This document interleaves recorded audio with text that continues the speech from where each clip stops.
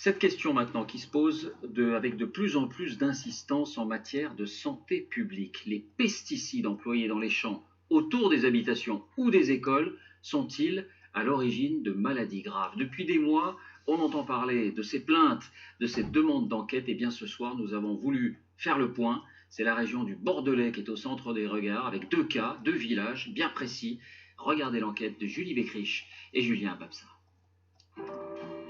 Des vignes qui s'invitent jusqu'au cœur du village. Prégnac, en Aquitaine, dans le prestigieux vignoble du Sauterne. Ici, habitation, crèche, école côtoient des pieds de vigne par milliers. Problème, d'avril à septembre, des pesticides sont répandus sur ces parcelles. Des produits chimiques soupçonnés de causer des maladies neurologiques, des troubles respiratoires, des cancers. Quels sont les risques sanitaires pour la population? Lorsque les vignerons traitent leurs parcelles, les enfants tout proches sont-ils en danger? Voilà la parcelle. Ce jour-là, le maire de Prégnac et ses adjoints nous montrent une parcelle d'1,5 hectare de vigne, située à 1 mètre à peine de l'école du village. Leur projet, acheter ce terrain pour le convertir en parking.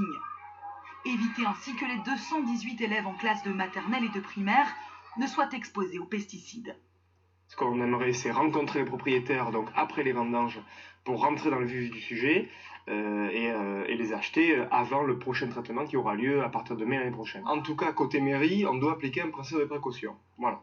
Un principe de précaution qui doit d'abord rassurer les parents. Beaucoup ici vivent de la vigne. Devant l'école, ils s'interrogent sur la santé de leurs enfants. Quoi faire?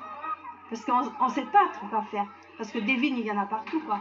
Moi, les enfants, ils vivent à côté de la vigne, quoi. Si c'est pas ici, c'est chez moi. Vous êtes fataliste? Oui, à part changer les produits. Les sources de pollution sont multiples. Maintenant, tout attribué aux pesticides, là, je dis non. Depuis 1999, dans cette école, 3 cas de cancer ont été répertoriés chez des élèves.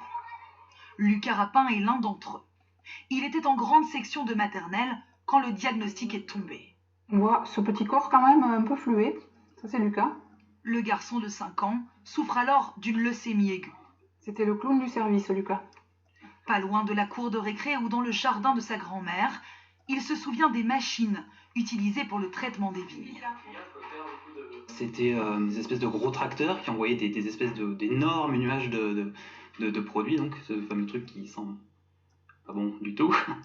Donc c'est pas du tout agréable quand on se trouve juste à côté, à proximité, qui sont en train de traiter. Les pesticides sont-ils responsables de sa leucémie? À l'époque, aucun médecin n'a pu l'établir. Lucas Rapin et sa mère réclament aujourd'hui des réponses claires. C'est quoi le problème de soulever la question à fond, jusqu'au bout? Pour avoir une réponse claire et précise, que ce soit avéré, qu'il y a un lien ou non. On a vraiment l'impression qu'ils ont peur de la réponse.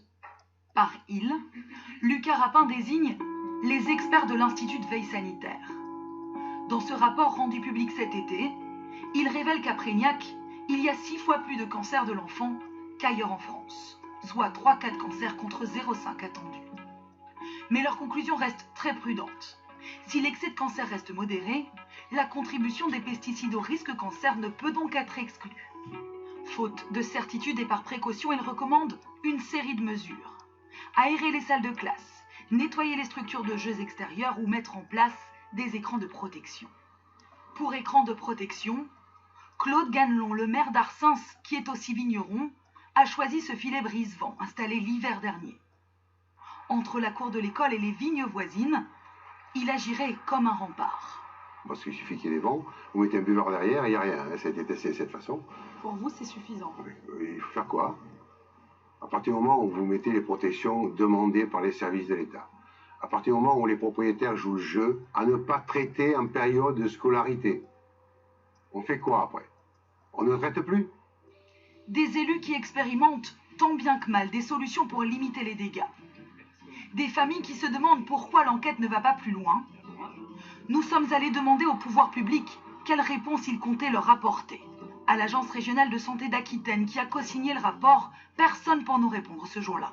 C'est prévu ou non qu'on sache ça, Qu'est-ce qui est prévu? de continuer ou pas mais ça, je peux pas vous dire. Moi, on n'est pas tout seul en plus sur ce dossier-là, donc on n'a pas prévu de communiquer. Il y a la préfecture, il y a le service de l'État, voilà. Nous nous sommes donc rendus à la préfecture pour rencontrer la personne qui suit le dossier. Est-ce que c'est pas aussi à la préfecture de prendre des initiatives pour demander d'enquêter plus loin?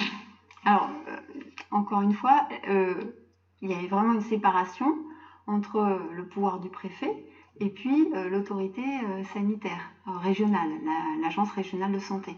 Et donc, c'est l'agence régionale de santé, voire l'Institut national de veille sanitaire qui est à l'origine de ce rapport, qui doivent se prononcer sur les suites à donner à la demande de l'association. Moi, je suis en incapacité totale de vous répondre sur cette question et je ne suis absolument pas légitime. Agence régionale de santé, préfecture, alors qu'il est donc aucune réponse. En cette période de fin de vendange, la question de l'épandage ne se pose pas, mais elle sera à nouveau d'actualité dès le mois d'avril prochain. Voilà, c'est assez saisissant. Bonsoir Nicolas Châteauneuf. On va un peu plus loin avec vous. D'abord, c'est un cas unique, cette école, où il y a d'autres endroits, d'autres vignobles où cette même question est posée. Oui, absolument. Hormis Prégnac, donc il y a également le cas de Villeneuve en Gironde. Et l'année dernière, on va le voir ici, Villeneuve, voilà, l'année dernière, des écoliers, 23 écoliers et leur institutrice avaient été pris en fait de malaise après un épandage dans une vigne voisine. Ça avait fait grand bruit. Et puis il y a également deux autres cas, toujours dans le Bordelais, à Monestier et Listrac-Médoc. Mais là, ce sont des ouvriers viticoles qui ont manipulé ou respiré des pesticides et qui sont tombés malades. Et dans un des cas, malheureusement, cet ouvrier est mort et la famille essaie de faire reconnaître la responsabilité des pesticides dans la déclaration de la maladie. En quoi est-ce que ces produits, ces pesticides sont considérés comme dangereux ? Alors en fait, ils sont toxiques pour l'environnement et puis évidemment pour l'homme.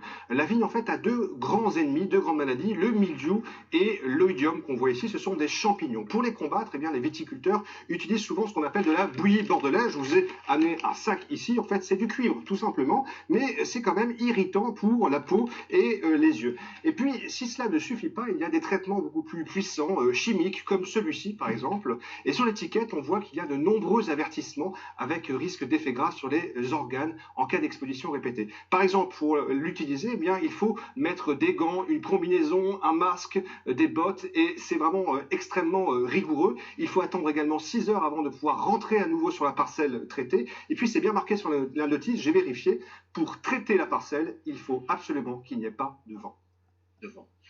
Merci Nicolas.